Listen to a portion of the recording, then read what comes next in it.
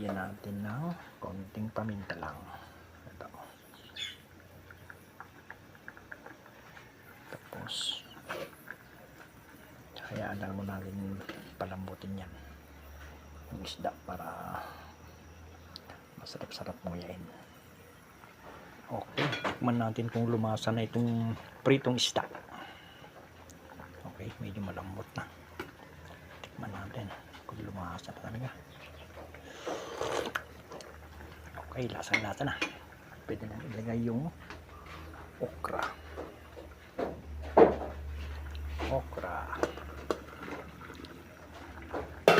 Sandali lang yan.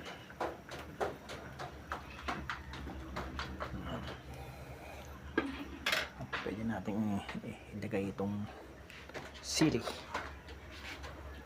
Pampala anghang ng konti.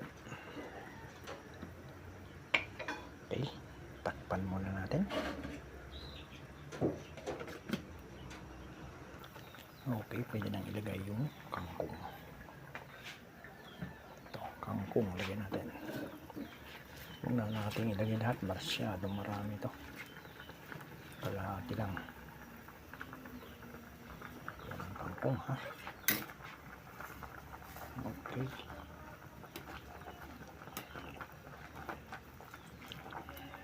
Lagyan natin sa pailalim natin para maluto agad.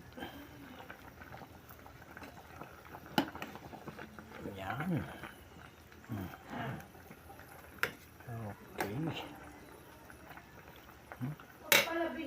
Ilagay pala natin lahat. Pwede na ito.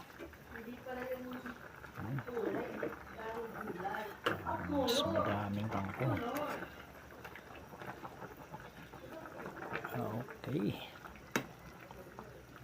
Ayan.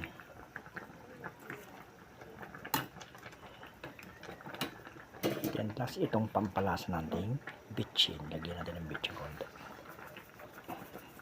Ayan, okay na. Ready for serving na ito. For lunch. Okay. Final taste. Sarap. Kinamnam, malasa.